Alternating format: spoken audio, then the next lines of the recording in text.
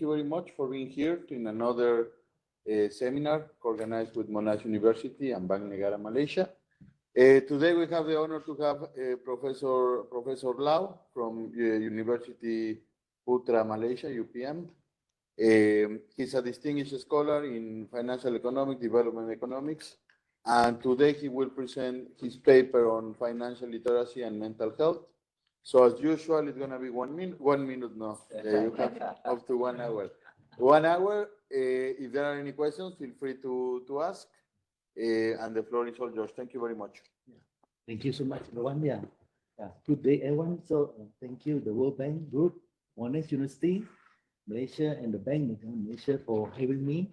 So this paper is joint work with Muhammad Fazli and also Mariam from the University of Nottingham, UK.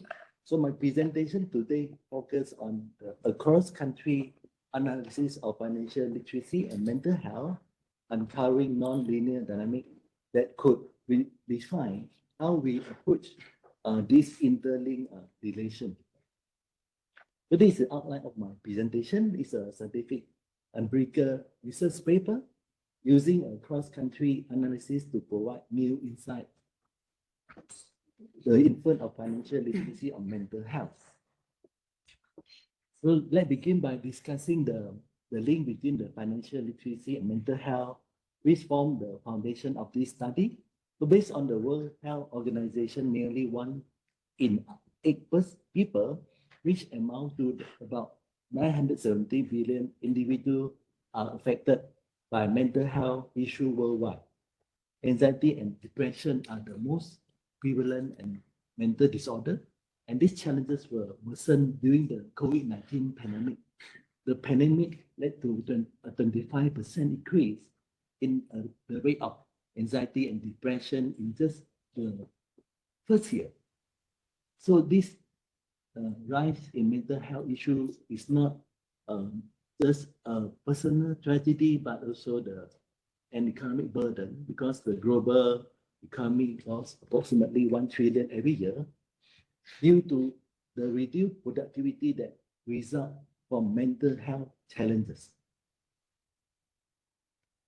So how we can link this financial literacy with this mental health? Financial literacy can serve as a valuable tool in reducing financial health issues. First, financial literacy enables individuals to manage their financial better. This means budgeting, saving, and investing wisely. As a result, people with higher financial literacy are less likely to experience financial stress, which is a major contributor to anxiety and depression. Second, financial literacy gives people a sense of control over their life, which can significantly reduce feeling of helplessness and anxiety. Simply put, having better control over one finance translates to better control over one mental health. For example, recent research by Rusadi and Messi in 2023 has shown that the financially literate individuals are much less likely to experience the kind of financial stress that often lead to mental health issues. So let's now explore how financial literacy can influence mental health outcomes. First, financial literacy reduces the stress by helping people manage their budget, save and handle emergency effectively, which minimizes financial worry. It also provides a sense of empowerment. With financial knowledge, people feel more in control of their finance, which reduce anxiety and fear of unexpected financial issue. Better financial decision making also play a role. Knowing how to avoid that trap, prevent financial hardship, and also associated stress. So there's a threshold effect of non-linear whereby financial literacy significantly benefit by mental health after reaching a certain threshold or tipping point. So the objective of this study is to investigate how financial literacy affects mental health disorder across different countries More specific, we evaluate whether there is a threshold effect, a point beyond which financial literacy significantly influence a mental health outcome. So one key aspect we are interested in is the nonlinear nature of the relationship. We want to find out if more financial literacy always lead to better mental health, or if beyond a certain point, the return diminish or even turn negative. So this study include 137 countries, both developed and developing countries, to provide a comprehensive cross-country perspective. The motivation of the study. So the first, it is important to investigate the relationship between financial literacy and mental health due to their significant consequences for individual, society, and policy development. Second is mental health disorders are increasingly common, affecting emotion, behavior, and thinking, highlighting the need for understanding their connection to financial literacy. And existing research show a positive correlation between the financial stress and depression, particularly among low-income population, highlighting the need for solutions to reduce financial stress. Despite evidence showing a link between financial literacy and mental health, few studies have that they examine how financial literacy affect mental health outcome, with more focusing on mental health literacy. And then also field study, they use the macro indicator, but mostly the literature focus using the survey data, not the macroeconomic perspective. Furthermore, current financial education may not fully address the mental health issue, highlighting the need to explore the optimum financial literacy level to improve both psychological and economic stability. Financial illiteracy lead to stress, anxiety, and depression, with individual making a poor financial decision, such as accumulating excessive debt and failing to save, which worsen psychological distress. Integrating financial literacy into mental health policy can improve preventative measure and treatment, easing the burden on healthcare system and offering intervention for vulnerable group like the elderly, young adult, and also the low-income family. On top of that, higher financial literacy can reduce social unrest and criminal behavior while promoting the economic stability and social cohesion by improving the mental health challenges linked to financial stress. So to understand the relationship between the financial literacy and the mental health, we need to draw on a few key theoretical underpinning of theoretical framework. So this theory help explain how financial literacy can influence mental well-being, either by reducing the stress, improving the decision making, or enhancing a person's overall capability. So the first theory is a stress and coping theory, which look at how individuals cope with the stress. Financial stress arise when people lack the knowledge or resources to handle their financial challenges. So financial literacy can as a resource that allow people to cope more effectively with financial pressure. For example, someone with good budgeting skill is more capable of managing unexpected expenses, which directly reduce the emotional burden of financial stress. The second theory, we have the behavior economic theory, where people tend to make irrational financial decisions, mainly when they are stressed. So financial literacy help by reducing these biases, as the present bias or loss aversion, which often lead to poor financial decisions. So by becoming more financially literate, people are more likely to be more make a rational decision, well thought out decision, which in turn reduce their financial stress and support better mental health. And then we have also the human capital theory by Baker. So this theory suggests that investing in education, like financial literacy, enhance a person's capability and also quality of life. By increasing financial literacy, individuals gain better control over their finance, improve their decision-making ability, and achieve greater financial stability. So this not only contribute to financial well-being, but also reduce weakness to financial stress, leading to a better mental health outcome. So this slide discuss the empirical evidence connecting financial literacy to mental health. It's focused on protective role and also the nonlinear dynamic identified in research. So the FL, I will mention the FL is the financial literacy. So FL is shown to reduce financial stress, a major contributor to anxiety and depression.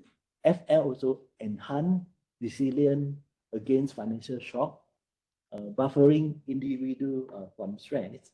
And quantitative studies such as Taylor indicate that countries with high FL experience fewer mental health disorder, especially the young adult and the low income group. And in terms of the nonlinear finding, a key insight from the literature is that the FL mental health relationship is not always linear, as Lusardi et al. 2011 noted.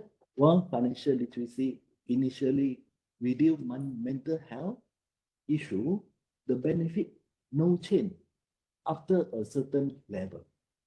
So high financial literacy can sometimes increase stress as individuals become more aware of financial risk, creating an inverted U-shaped relationship, especially by the Taylor, the finding by Taylor. Then, so now let's explore the key factor that influence the link between these two in terms of the empirical research. So in this slide, I will cover the main factor that shape the relationship between the FL and the mental health, categorized into social economics, macroeconomics, and institutional influences. So the social economic factor highlight the stress, financial stress is more pronounced among low income groups, which intensify mental health challenges. Young adults often lack financial knowledge during the transition to independence, leading to stress and anxiety, while the elderly cognitive skill decline affect their ability to make sound financial decisions, increasing risk of anxiety and depression. And with respect to the macroeconomic factor, inflation wear down purchasing power, leading to financial stress and associated with the mental health challenges. Unemployment also is a significant factor when the finding demonstrate a strong link between the job loss and also increased anxiety and depression. Poor institutional quality, such as governance and corruption, increased financial uncertainty, worsening the mental health outcome, particularly in the low-income country. So on the other hand, strong social protection and the healthcare system can improve these challenges. Having covered the determinant, I will now highlight the key research gap in the existing literature. Yeah, so this slide shows the critical gap in the existing literature to better understand the FL and the mental health relationship, despite evidence suggesting non-linearity, such as inverted U-shape relationship. Few studies rigorously explore this dynamic. So the optimum level of FL for reducing mental health disorder remain uncertain. Research should use one econometric model, such as a threshold regression, to explore the nonlinear effect. In addition, the role of the macroeconomic factor like inflation, unemployment, and institutional quality variable in influencing mental health is underexplored. So moreover, numerous studies rely on limited mental health proxy like stress or depression. More other measures should be incorporated. So therefore, addressing this gap is important to developing the robust financial literacy initiative and the policy that effectively reduce the mental health disorder. Just touch on clarification. So, like from the literature that you were mentioning, of course, people who have lower financial literacy are likely to be, as you were yourself mentioning, from poorer socioeconomic backgrounds, poorer family background, a lot of these things which also directly lead to worse mental health. So how does the literature try to unpack what is the role of financial literacy compared to these other unobservables? What's the standard approach that the literature takes to account for, try and tackle this problem? Yeah, the literature highlighted the role of this financial literacy. Some literature, we found that the better financial literacy will reduce this mental health issue. But some literature also highlight that when a people have the higher financial literacy, maybe they also face this mental health issue because they have the knowledge to invest. Then they might have the issue that face the higher risk in terms of their investment, in terms of their financial management. Yeah. So that is still uncertain. The two thought of the two school of thought. I hope I answered the question. Not exactly, but let me just maybe put it in another way. You assume, let's say we are two people, right? Okay. Akash is rich and financially literate. Okay. Me, I'm poor and I'm financially illiterate. So when you compare both of us, suppose you find that, yeah, Akash has much better mental health, right? Now I'm just taking one example of being rich or poor, right? How much is that distinct? How much is the difference in mental health coming from the fact that he's financially literate related to the fact that he's just rich? Because these two always tend to move together. More educated, richer, whatever kind of socioeconomic features that also directly affect mental health, Akash is likely to be better on all of them. So how do I know that it's my financial literacy related to all these other factors that I'm talking about which affect mental health? Yeah, I think this is very important question. Yeah. So not only the financial literacy, there are some other factors also play the important role in affecting the mental health issue. Yeah. So not only we look from the financial literacy, we also need to control from other perspective, especially in the literature. If they can get this, the household survey data, then they can identify other important factors. It's a slightly separate question. How do we think about having too much financial literacy? Like, what does it mean to have the inverted U-shaped relationship you mentioned? Is it that I can do complex calculations, differential equations on how the stock market is going to behave, or what is it like? It is so important, the issue to be addressed, the non-linearity issue, in that we need to find an optimum level.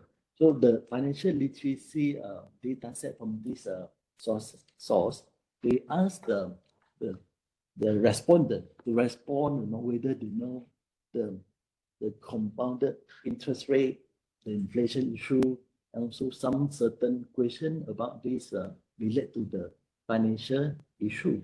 So they ask the respondent whether they can answer the question.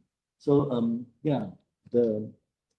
so it means that the result from the outcome from the survey indicate that different country or different individual, they respond, not all they can answer the question, even though the simple, let's say they have put the 100 in the bank, then the bank offer the 3% interest rate per year. So whether after a year, my account had more than 100 or the same amount or less than 100? This kind of question to ask the respondent to choose the question to answer. And the question is the MCQ, but they so cannot choose the right answer. Yeah. So it is still sort of very simple financial literacy. Yeah. And what is your score on the simple questions, simple for the audience here at least, right? On compound interest or, present bias, etc. So they have the index to measure this financial literacy.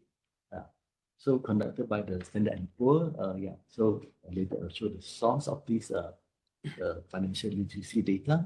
So you need to search for the optimum level. So whether it's too much or too high financial literacy is bad or good to the mental health issue. No, the reason I'm asking this is there's a relatively new literature on aspirations, right?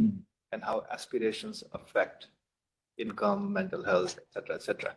And that literature is somewhat more clear in that if you take someone with a certain initial condition and you set their aspirations too high, that could lead to a discouragement effect, right? Yeah. But with financial literacy, is that how this is working? That if I'm too financially literate, right, it's going to lead to a discouragement effect that I will never reach my goal of $1 million, let's say. And therefore I, focus on today and so just so whether we want to look at whether it's too much or too high financial literacy can help to reduce or you also can have even the negative side effect on the mental health. Right? So in the literature they also mention this is we have the better financial literacy. This can help to reduce the mental health. On the other hand, also they also found that higher financial literacy also can lead to the higher the mental health issue. So there's still two findings in the literature. So therefore, we would like to confirm whether using the non-linear or threshold regression, we can have the outcome, whether it's reduce the mental health or they still can increase the mental health issue. Yeah, can I?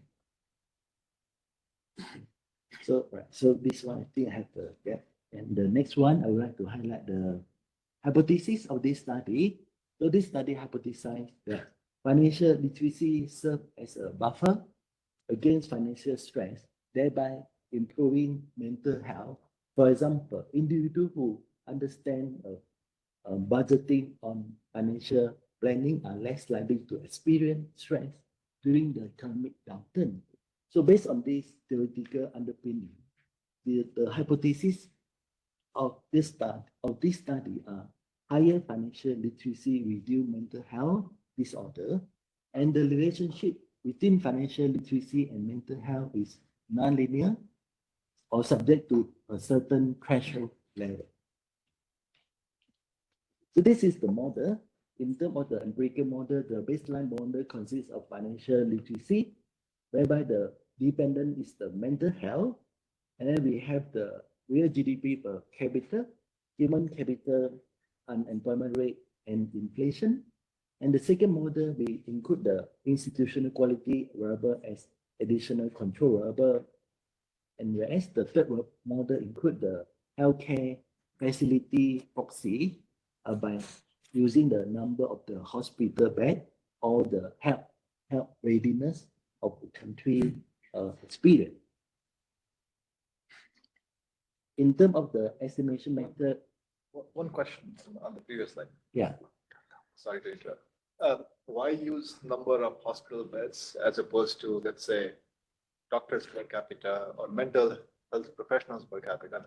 The only reason I'm asking this, is a lot of the so these are not mental health issues that require institutionalization per se, right? Because we are looking at the impact, the correlation between financial literacy and mental health. So these are most likely anxiety, depression, etc. So the real health sector factor that might be affecting would be something broader, than hospital beds. Yeah, you are right. Because the proxy we use here is the health readiness, whether the country they have this facility, can provide to have the mental health for country level perspective. So we can find this, whether we can use this government expenditure on healthcare, government expenditure, and also we have the two indicators. So I also use the government expenditure on the healthcare as a instrument to detect whether there's an endogeneity issue here. So the number of the hospital beds is an indicator to as a proxy or represent the health readiness of a country, whether they have this facility to cater any health urgent issue here. So the mental health also one of the quite a serious issue. And why use only these indicators? Why? Because, why not just throw in a lot more control variables as much as possible to get at the true beta 1 estimate? Yeah, because we can have more than this variable, but we need because based on the theoretical underpinning and also the literature, so we identify this variable and other indicator. Not all the country they have this variable. Yeah, this data is available. So then the By institutional variable, what are you going to use? What is an institutional coding measuring there? This is the World Bank, the Worldwide Government Indicator. And we have the 6 indicators like the government effectiveness, the control of the corruption, rule of law, and then the regulatory quality, political stability, and the accountability and transparency, and also the regulatory quality. These are the indicators, and we take the average of these 6 indicators to represent the institutional quality. Because I was just thinking, so for instance, if you would take something like this, maybe let's say on this institutional one, United States is not going to look so much different from, say, a country in Western Europe, based on the index you were suggesting, right? But you're thinking about when you're thinking about financial stress, you're thinking about safety nets that are there, So I would say one way, if I'm going to make poor financial decisions and I'm going to land up on the street, I'm much more worried. On the other hand, related to a place where, even if I end up unemployed or something, there is some kind of social security net available for me, right? So isn't that kind of a very important omitted variable if you're going to look across countries? Yeah, I think this is another good indicator, but the indicator we have only from this, the World Government Indicator, whatever, to represent the institutional quality.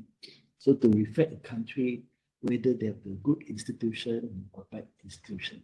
So there's a link to the mental health as well. Yes. I'm sorry, just to follow up and maybe it's a step back. How is exactly measure mental health? Because I can think also about one thing is the stress that you have because you face adverse conditions, like what happened in low-income countries. Yeah. Another could be just existential questions that you may face in high-income countries, like in Norway, in these countries that the suicidal rates are very high. Like this is also a mental health issue. So how are you measuring right now mental health?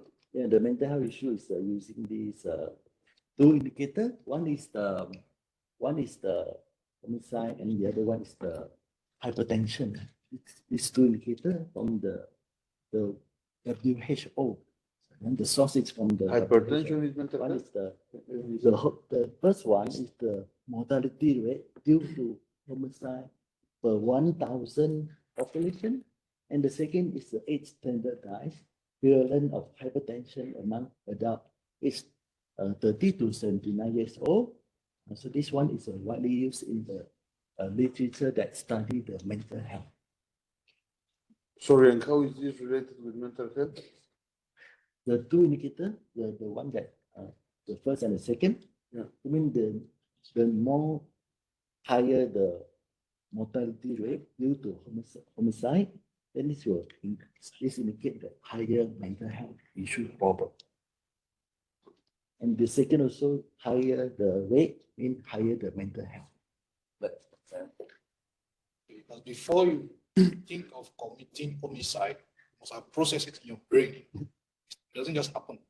So most times it could have been. No, I'm very worried because he's from Yeah. Mexico. I mean, places which have very high homicide rates are places which are structural, institutional problems, right? I would say that's kind of a stretch to say this is because people have gone crazy. That's the only reason, right? But, Yeah. Yeah, because today also I received the indicator whether this tool is could represent our mental health issue. But in the literature, they also use this tool as the direct indirect indicator. So normally the direct one they use the like household survey database to get the data. But from using the secondary, then we have to use this source of the data to as a proxy to present the mental health indicator. Why not consider using, some more direct measures such as the World Values Survey, which is administered across countries? They ask questions about how do you feel today?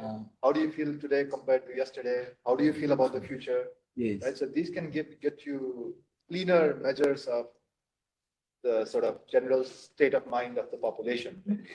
Then homicide and hypertension. With hypertension, for example, the mental health is a risk factor, but there are so many other risk factors. Chief among them, diet, lack of exercise, hereditary, genetic makeup, etc., which are much more salient for hypertension than mental health, possibly. Agree with you. Using the household survey data is more of represent this scenario. Due to the household survey data, they cannot cover all the whole country. Therefore, I did not use the household survey data. No, but not house. The World Values Survey is The world implemented value. across countries, Oh, and it has representative samples at the country level, right? Yeah, then I will look at that the house the what the survey for this issue. Okay, thank you.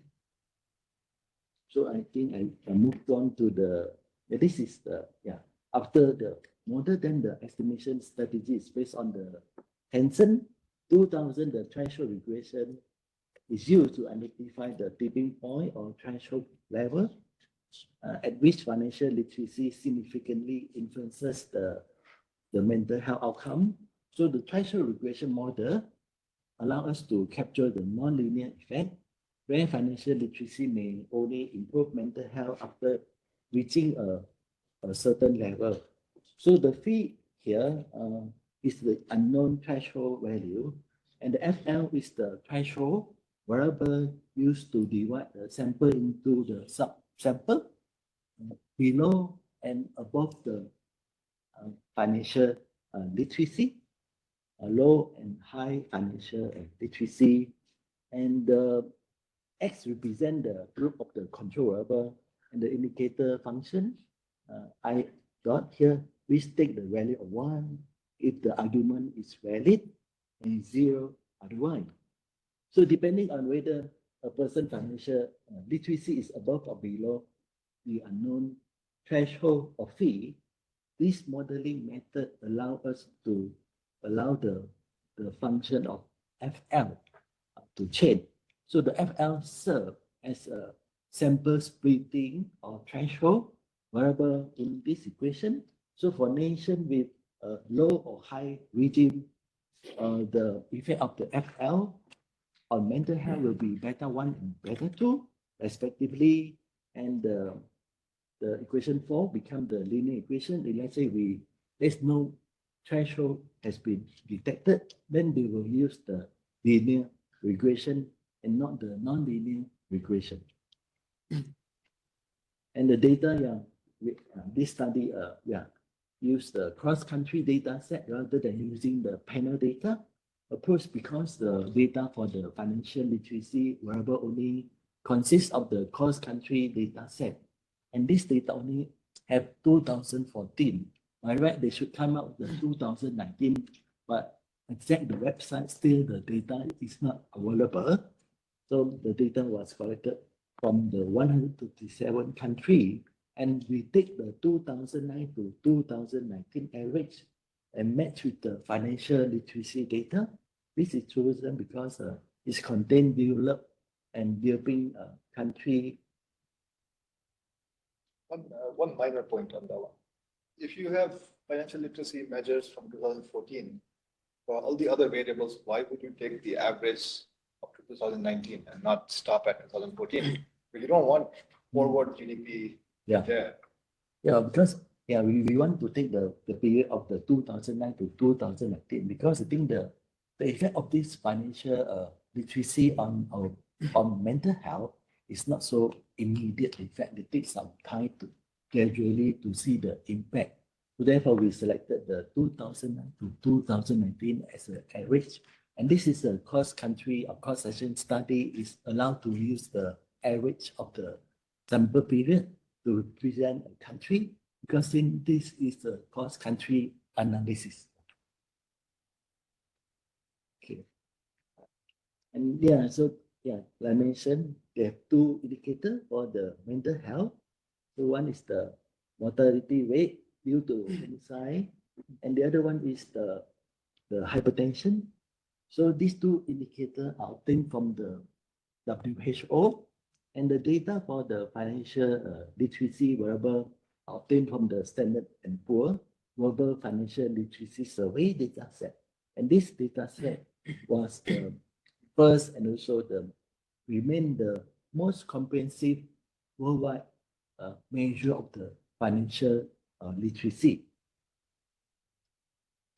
And then first, I would like to use the Cook distance outlier test to detect any outlier due to the cross-country analysis. So we employed this test to ensure that our estimation results are unbiased and the error terms are normally distributed. And this step ensure that our finding hold true across different scenarios. So I plot the scatter diagram. This is the link between the two, financial literacy and the first indicator of mental health. And the figure present show a negative relationship between these two variables. And the test demonstrate using the group distance outlier test. The test demonstrate that 8 countries are outlier. So therefore, we remove these 8 countries from the estimation in the threshold Hansen threshold regression. And the second, I brought this is quite scattered using the second indicator of mental health linked with the financial literacy. So still a negative relation. And using the group distance test, the results show that there are 10 countries show outlier. So let's say the one that you can see from the scatter plot here, and so later I'll show you what country the outlier country.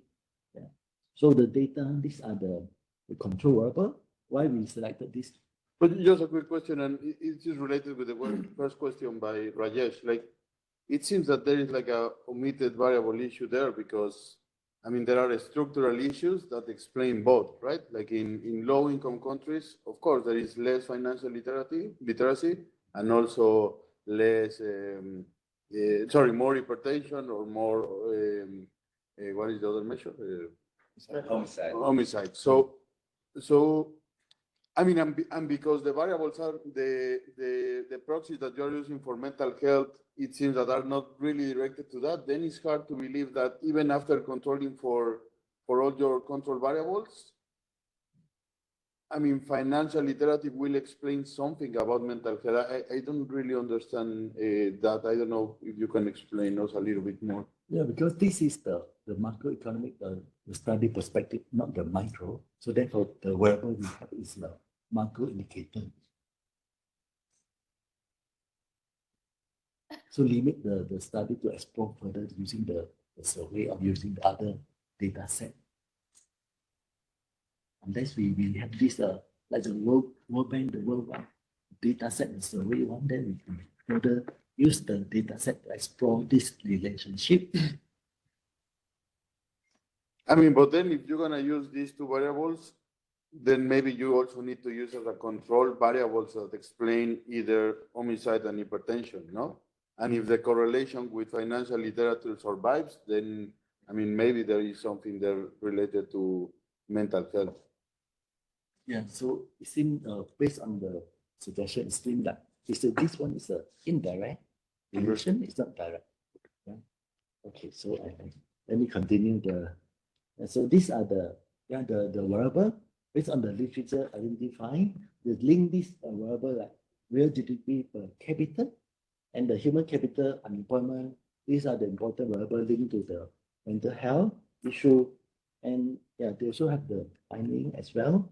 And the other variable are inflation, institution, and the number of the like the healthcare facility, yeah, or health readiness of a country, whether a country is ready to handle all this issue. So yeah, this is the based on the literature, what they use, what they have found in the literature. And next, I would like to share the descriptive statistic of the variable. So the mean of the financial literacy index is 36.85. The range is from the minimum is from 13 to maximum is 17. So this is the index, the financial literacy is the index. And the mean for homicide is 7.72 per 100,000 people. And the mean for hypertension cases is 36.8%.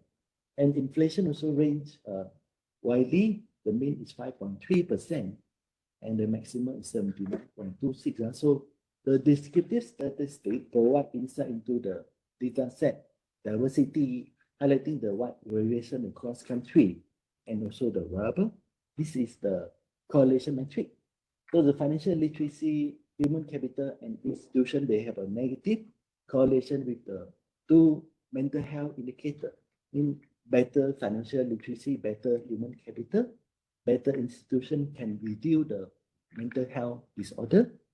And other variable, they have the mixed correlation with the two indicator. And then, yeah, in terms of the robustness check, to address the endogeneity concern, we use the two-stage least square IV estimate, and then the method ensure the relationship between these two variables is not confounded by external variable, providing more reliable result. And common instrument in the literature have included the past education attainment rate or government spending on education, which influence financial literacy, but not that they related to the current mental health level. And then we also use the Darwin Wu Houseman test to evaluate the endogeneity of regressor in an IV two-stage least square model. And the quadratic model also used to double confirm whether they have the inverted U-shape or the U-shape relation. And also the quantum regression also is used because it can handle the non-normality and yeah, to address the issue of outlier. And then this is the leverage versus the residual square plot. And for the first indicator of the mental health. So yeah, so the plot show that the line in this figure show the average value of the leverage, also normalize the residual square. So country above the horizontal line have higher than average leverage, and point to the right of the vertical line, they have the larger than the average residual. So therefore, we have the 8 countries, they are the outlier. Yeah.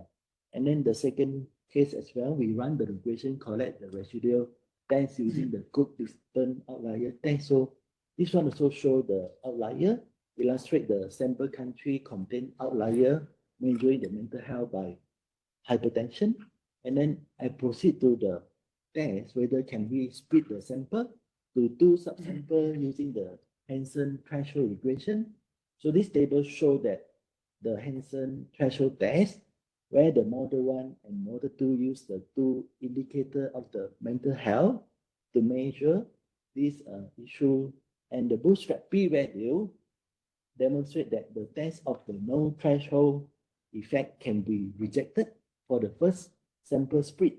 So therefore, the sample country can be divided into 2 subsamples of below and above the financial literacy. Since financial literacy is act as a threshold variable. For example, the LM test statistic is 20.92 and the p-value is 0.0002 for model 1. So we reject the null hypothesis of no threshold effect. And after detecting the threshold, the first sample split will further evaluate whether the high financial literacy group can be further split into the sub-regime, and the results show that no further second sample split is required for the model 1 and 2, since the p-value of the bootstrap p-value is greater than 0.05. So mean that there is one first sample split, no second sample split. So based on the, let's say the scatter plot, we can only split only one sample split below and above the financial literacy. And this is the result of the threshold result.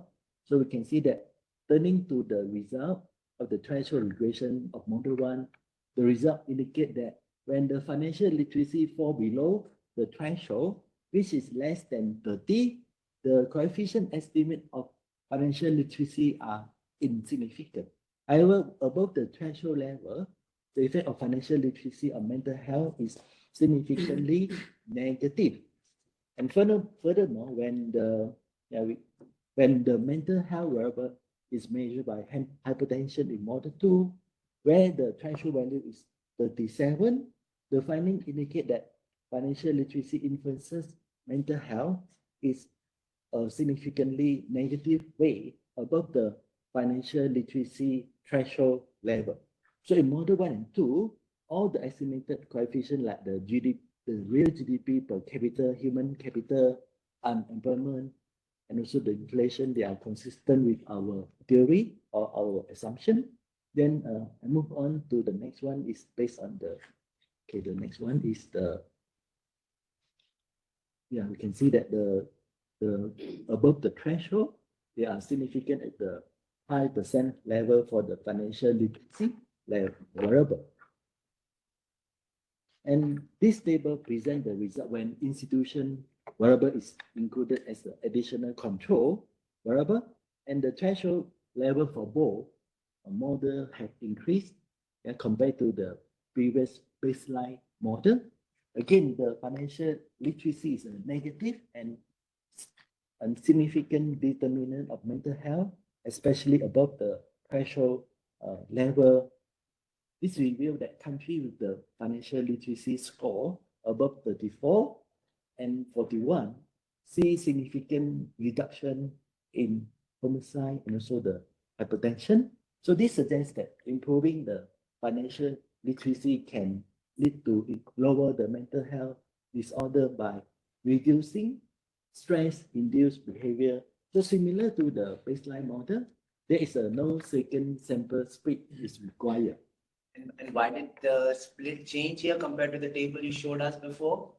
You mean the threshold value change? Or? Yeah, because if I want to see how does controlling for institutions change, I would like to keep the sample exactly identical, right? Now, yeah. Before 61, 68, and before were like before 43, 86. Yeah, before it's a 30 and 37. Then after we include the institution, the turning point, the threshold is the 34 and 41. So when you include the institution, the threshold. I think he's talking about the number of observations that it changed from. Yeah, because they changed the threshold, but then that's not a good way to evaluate how your omitted variable bias is leading it, right? If your sample is changed, I can't really compare my financial literacy coefficient now. Yeah. In these. So we include one additional control, they change slightly the threshold, but when they add another one, the second one, the quite similar, the turning point here. For example, we use the number of the hospital bed. So the turning point for the model 1 is still the same with the baseline model. And then for the model 2, the turning point is similar with the when we add the institution variable, which is 41. The estimation, the control variables go in the function that determines the way the cutoff is. Yeah.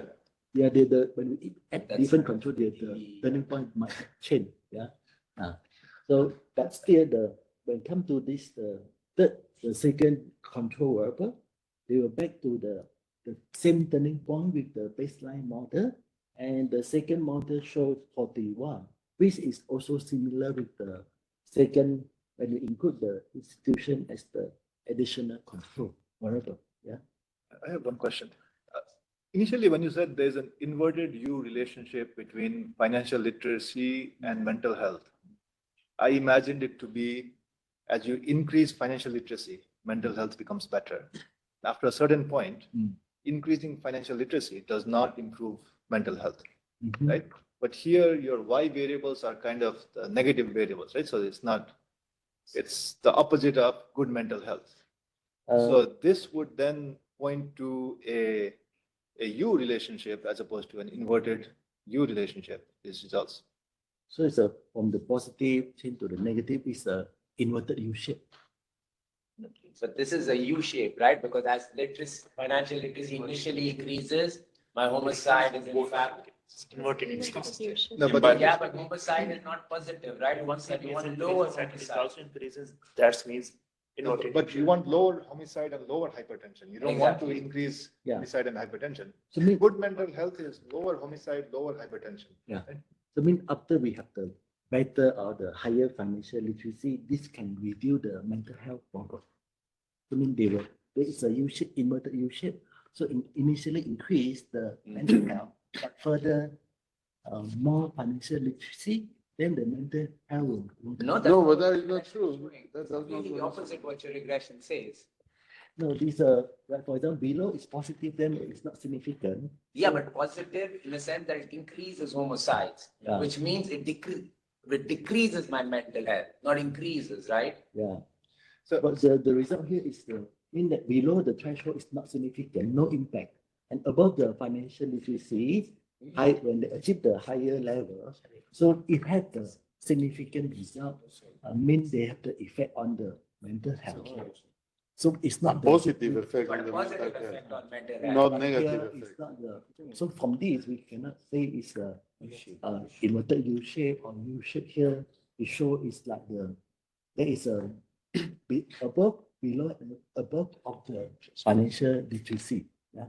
So I also include the quadratic model to look at whether there is a inverted U shape relation. Yeah.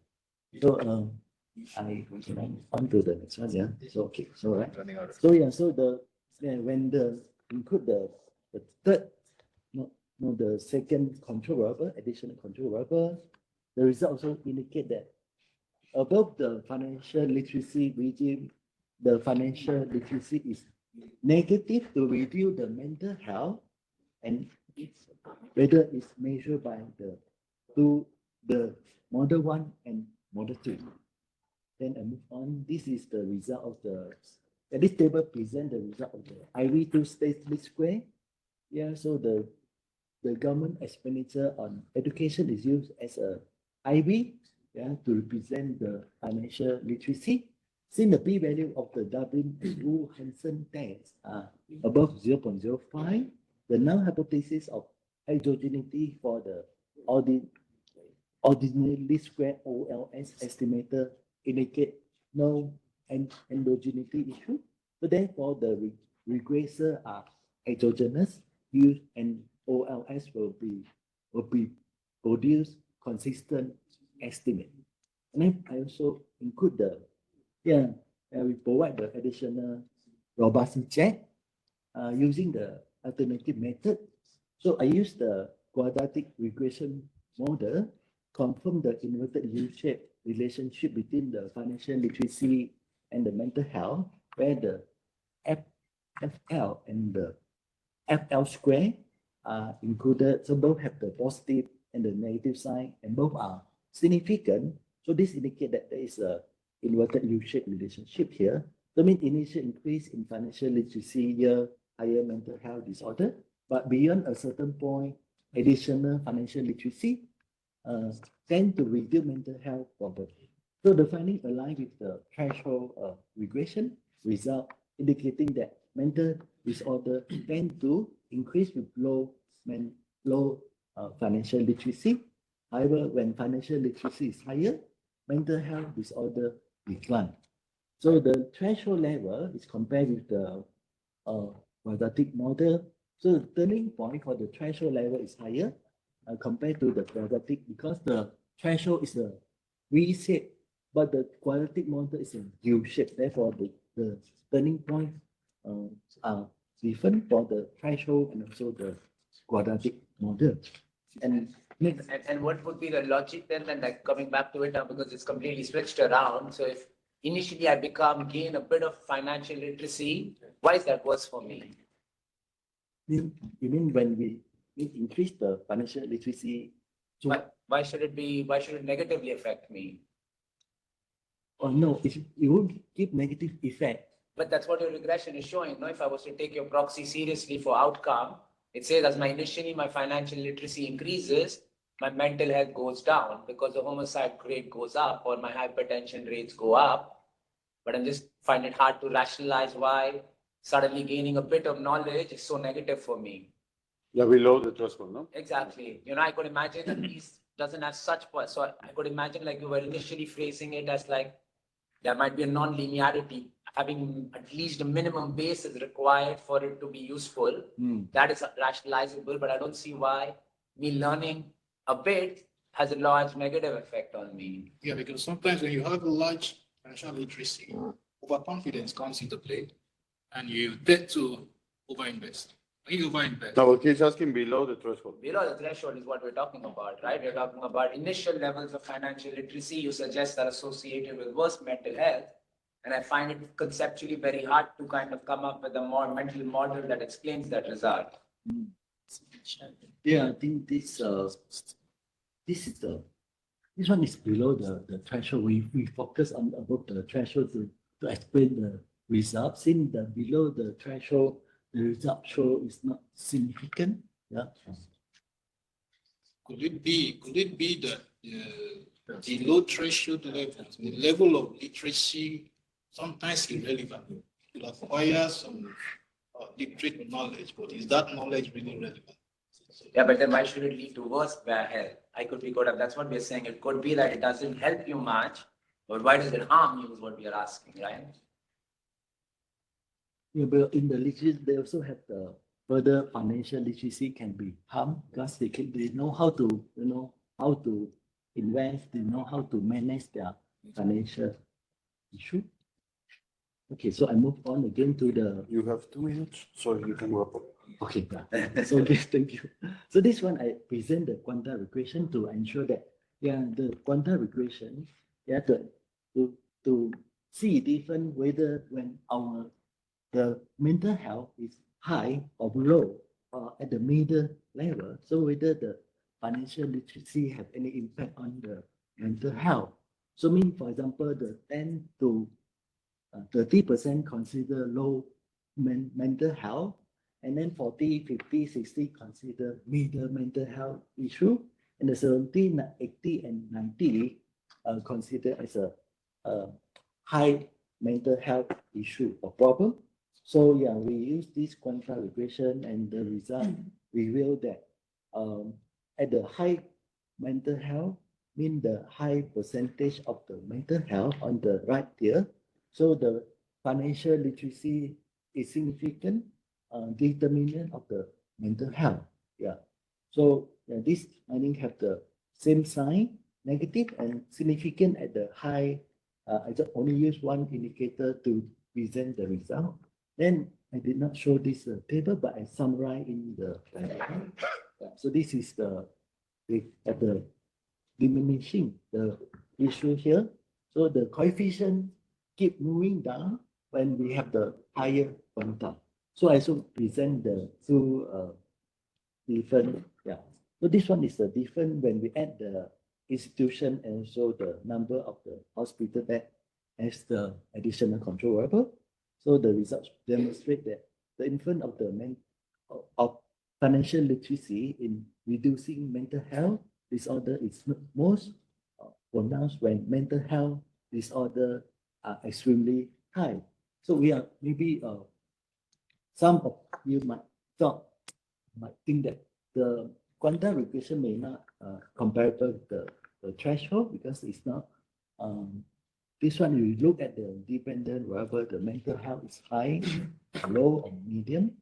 And the threshold is to look at the financial literacy is below and above of this financial literacy level. Yeah. So then I move on to the conclusion. Yeah. So the conclusion here, so the study conclude that financial literacy significantly impact mental health, especially when it's greater than the critical threshold. And below the threshold, improvement in financial literacy has little to no impact on mental health. Nevertheless, when the threshold is crossed, the benefit becomes significant, indicating the need for achieving a critical level of financial literacy to see real improvement in mental health. So by improving the financial education, policymaker can reduce the prevalence of mental health disorder, enhance the well-being, and also the foster the economic stability. And then in terms of the policy implication, government should integrate the financial literacy program into national education system. Targeted interventions are necessary for vulnerable groups such as the low-income family and elderly population. And the public health policy should include the financial literacy as a preventive measure to reduce the mental health disorder and associated healthcare costs. Future study can analyze the impact of the digital financial tools on reducing the mental health. There's also a need to examine the effectiveness of financial literacy program for the marginalized community, and also the effect of the financial literacy on the household debt. Yeah. So with that, I end my presentation. So thank you very much for your time. So yeah, thank you so much. Thank you very much. Thank you very much, Professor Lau. It's already 12:03, so let me ask if there is any question online. And if there is no, let's finish here and we can continue the conversation outside with some coffee. And okay, we need to put a QR code or something. I have a question, really a question, but So please, sorry, if you can give us feedback, it will be great. Otherwise, they're gonna fire me and nobody wants that. yeah, so like at first I was trying to connect also the Brooksy, hypertension, and how it's linked to mental health. It wasn't clear. I was doing some search. So what I found is that they said you may not think of mental health disorder